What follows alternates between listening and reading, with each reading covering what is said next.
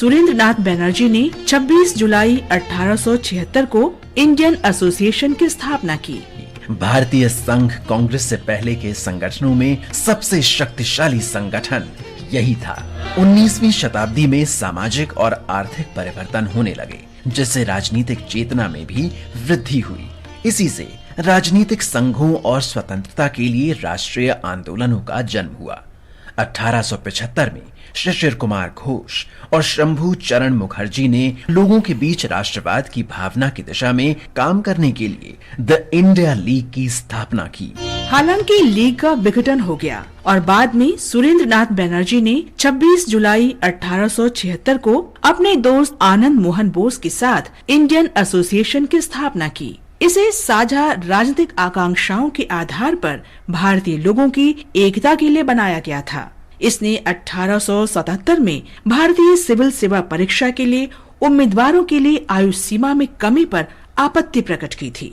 Association ने England और भारत में एक साथ सिविल सेवा परीक्षाओं के साथ साथ उच्च प्रशासनिक पदों के भारतीयकरण की वकालत की।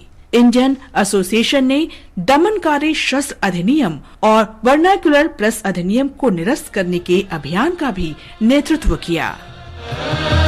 इंडियन एसोसिएशन ने बंगाल और बंगाल के बाहर अन्य कस्बों और शहरों में शाखाएं स्थापित की। समाज के गरीब वर्गों के सदस्यों को आकर्षित करने के लिए सदस्यता शुल्क कम रखा गया था। एसोसिएशन ने पहले अखिल भारतीय सम्मेलन को प्रायोजित किया, जो 28 से 30 दिसंबर 1883 तक कलकत्ता में आयोजित किया गया था। इसमें देश भर से 100 से अधिक प्रतिनिधियों ने भाग लिया।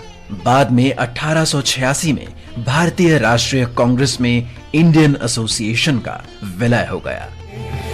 आज हम स्वतंत्रता सेनानी मालती देवी चौधरी का भी स्मरण कर रहे हैं। उनका जन्म 26 जुलाई 1904 को बिहार में हुआ था। मालती देवी गुरुदेव रविंद्रनाथ ठाकुर और महात्मा गांधी से बेहद प्रभावित थीं। शांति निकेतन में पढ़ाई के दौरान वे अपने भावी पति से मिलीं और वे दोनों वर्तमान ओडिशा में स्थानांतरित हो गए।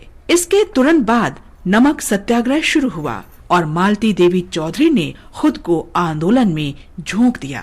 उन्होंने जमींदारों और साहूकारों के खिलाफ कृषक आंदोलन में हिस्सा लिया। स्वतंत्रता के बाद मालती चौधरी ने भारत की संविधान सभा के सदस्य के रूप में और उत्कल प्रदेश कांग्रेस समिति के अध्यक्ष के रूप में शिक्षा की भूमिका पर जोर देने की पूरी कोशिश की। उन्होंने विशेष रूप से ग्रामीण पुनर्निर्माण में वयस्क शिक्षा पर बल दिया। वो आचार्य विनोबा भावे के भूदान आंदोलन में भी शामिल हुई। 15 मार्च 1998 को मालती देवी चौधरी का निधन हो गया। आज हम इस्माइल खान का भी स्मरण कर रहे हैं, जो तत्कालीन बॉम्बे प्रेसिडेंसी के निवासी थे।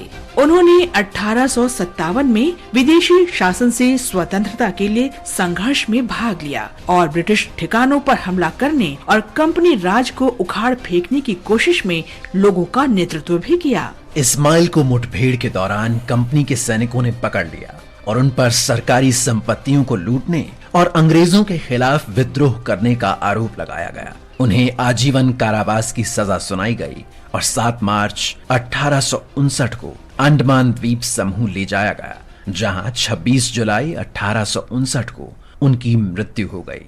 बहादुर शहीद इस्माइल खान को हमारा नमन।